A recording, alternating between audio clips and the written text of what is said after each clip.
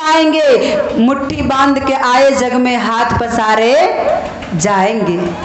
ये तो बात सत्य है, ये देखने के लिए है। मुट्ठी बांध के आते हैं, हाथ पसार कर जाते हैं।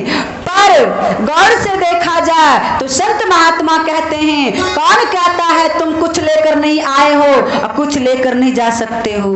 अरे भले ही धन लेकर नहीं आए हो, लेकिन सबसे बड़ा है तुम कर्म लेकर आए हो और भाग्य लेकर जाओगे। परमात्मा ने जब मनुष्य का जन्म मिलता है, जब माँ के गर्भ से जन्म लेता है मनुष्य, तो मुट्ठी तो बांधा हुआ रहता है, पर उस बंधे हुए अंदर में कर्म रूपी कलम देकर परमात्मा भेजते हैं कि जाओ इस कर्म रूपी कलम से, संसार में 60-70 साल की आयु है, इतने वर्ष में तुम अपने भाग्य को ऐसे बदलना ताकि दुनिया में नाम तुम्हारा इतिहास में अमर हो जाए। और हम लोग अपने कर्म रूपी कलम से अपने भाग्य की रेखा स्वयं लिखते हैं। कौन कहते हैं कि परमात्मा ने लिख कर भेजा है? नहीं, सत्य तो ये है परमात्मा हमारे भाग्य को नहीं लिखते, हम स्वयं लिखते हैं। पर परमात्मा ने भाग्य लिखने वाला ऐसा कर्म रूपी कलम देकर भेजा है जिनका हम सही उपयोग नहीं कर पाते। अपने कर्म रूपी कलम से ऐसा भाग लिखते हैं, जो अच्छा लिखते हैं उन्हें अच्छा फल मिलता है, जो बुरा लिखते हैं उन्हें बुरा फल मिलता है। यहाँ से कुछ जाने वाला नहीं है, अगर कुछ जाने वाला है तो सिर्फ एक धन है, वो है राम नाम रूपी धन, भक्ति रूपी धन। जब आप यहाँ से भक्ति रूपी धन लेकर परमात्मा के पास जाओगे तो आप निर्भय रहोगे, और जिनके पास पूंजी नहीं होगा उन्हें भय लगा रहता है। क्योंकि अगर जिसके पास बहुत सारा धन है और वो समझे कि हम धनी हैं, दुनिया का सबसे बड़ा व्यक्ति मैं हूं, तो ये उनका सोच गलत है। सम्राट सिकंदर बादशाह के बारे में जानते हैं ना? जानते होंगे। सम्राट सिकंदर बादशाह इतने बड़े राजा थे, बादशाह थे। कैसे? उन्होंने उनके राज्य में जितना भी घर था, जितना भी प्रजा था, सबके ऊपर सिकंदर बादशाह ने अपना कब्जा जमा लिया था। सबका धन हड़प करके अपने घर में रख लिया और सबको धनहीन बना दिया। कहा आज मैं दुनिया का सबसे बड़ा धनवान हूं, किसी के पास में कुछ नहीं है, मेरे पास में सब कुछ है। एक दिन की घटना, मंत्रियों से कहा देखना कोई कहीं धन छिपा कर रखा होगा तो मिलते ही मुझे सूचना मिलना चाहिए। कहा ठीक है। एक दिन उसी के राज्य में एक मुसलमान की पत्नी विधवा हो गई थी। उनके पति मर गए थे, उनका एक बेटा था। कहा पति तो मर गया, अब तो बेटा ही सहारा है। एक दिन क्या हुआ, उनका बेटा उस गांव में एक खिलौना वाला आया बेचने के लिए, और खिलौना मांगने लगा उनका बेटा। कहा माँ मुझे वो खिलौना चाहिए, अगर वो खिलौना मुझे नहीं दोगी तो मैं अपने प्राण को त्याग दूंगा, मुझे खिलौना चाहिए, मुझे खिलौना चाहिए। अब माँ रोने लगी, बेटा मेरे पास तो कुछ नहीं है, मैं कहां से ये खिलौना खरीद कर तुम्हें दूं। कहा जहां से दो, मुझे खिलौने चाहिए। और माँ इतनी ममतामयी होती है, खुद भूखी रह करके बच्चों को भोजन कराती है, खुद गीले में सोती है, बच्चे को सूखे में सुलाती है, खुद फटी पुरानी पहनकर बच्चे को नए वस्त्र पहनाते हैं। और उसने सोचा कि मेरे पति के कब्र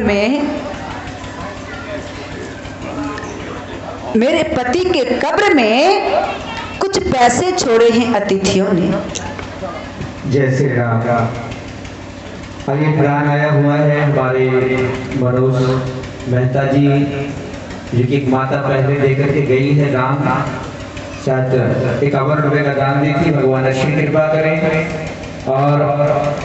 और भी एक माता ने दी थी जिसका नाम मुझे पता नहीं है, और आशीर्वाद के रूप में हमारे बड़े बाबू जो अध्यात्म से जुड़े हुए हैं और हमारे परम संत परम वैष्णव श्री श्री 108 राम लखन दास जी महाराज के परम शिष्य बड़े बाबू आशीर्वाद के रूप में मानस मंजरी पूजा भारती जी को 101 रुपए का दान दिए। भगवान असीम कृपा करें।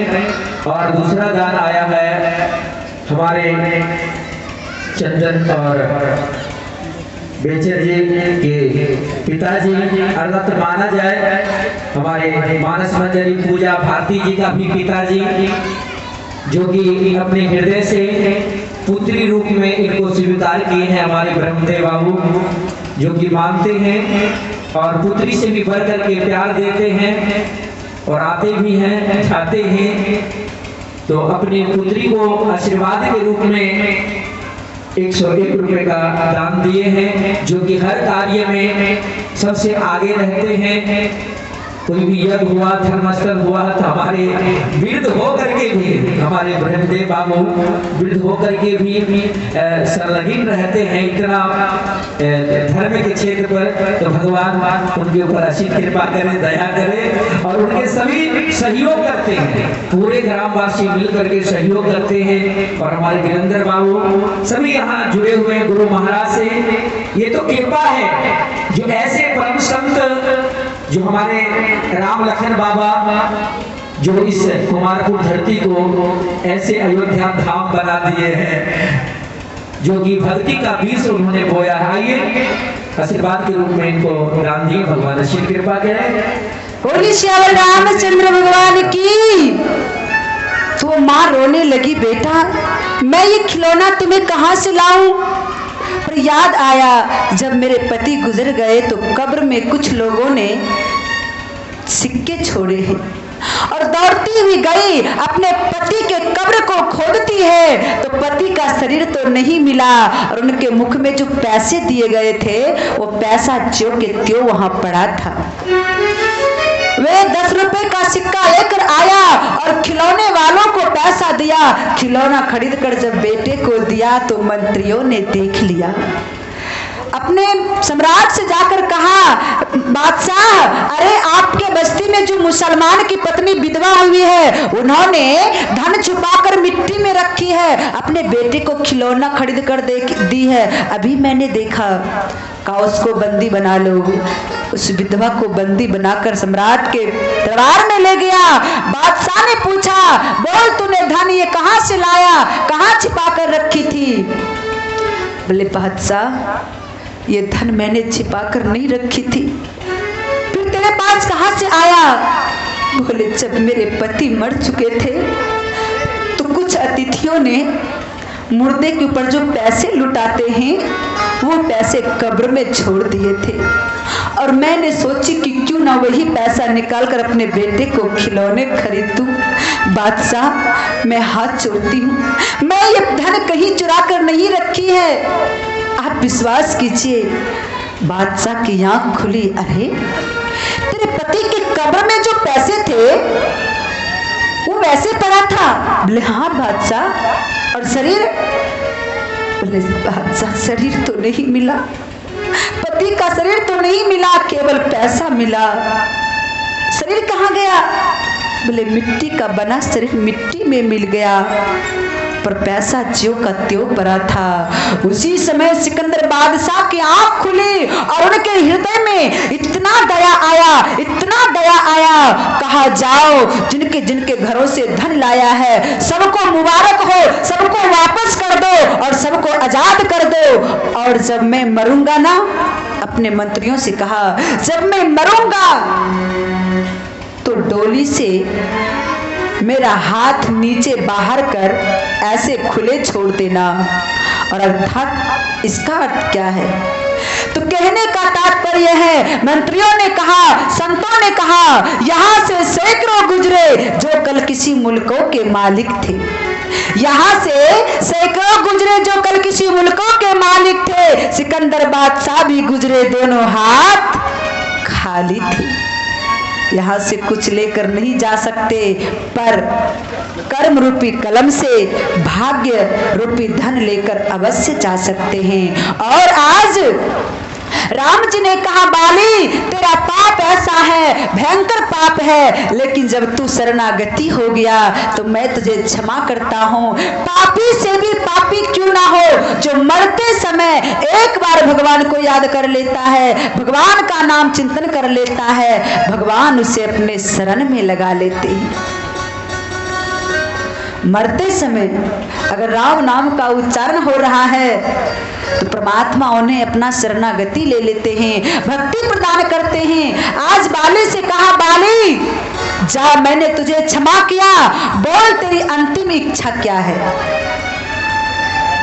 कहा, प्रभु अंतिम इच्छा पूछते हो, जानना चाहते हो? बोले हाँ, पूरा करोगे?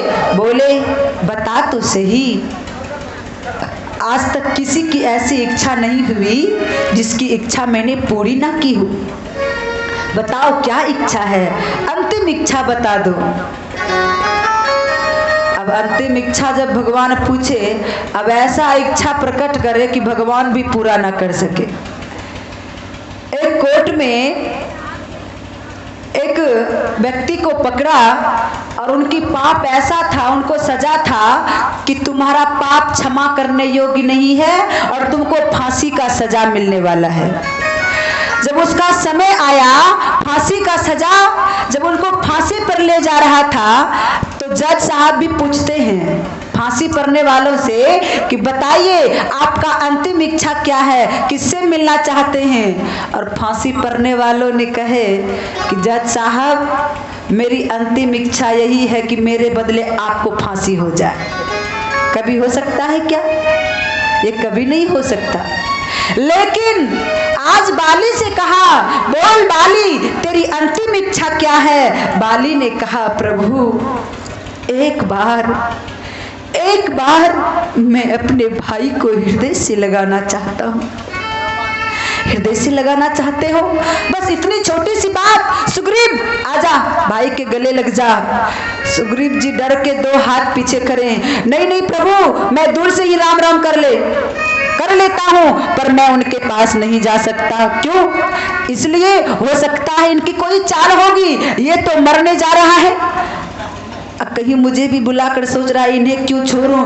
अब मैं गले से लगूंगा और काख में दबाकर ऐसा मसक देगा कि वो भी मरेगा, मैं भी मरूंगा।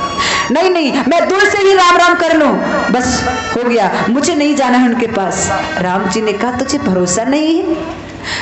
सुग्रीव मेरी आज्ञा है, आदेश है, तू अपने भाई के गले लग जा, ऐसा कुछ नहीं होगा जैसा तू सोच रहा है। सुग्रीव डरते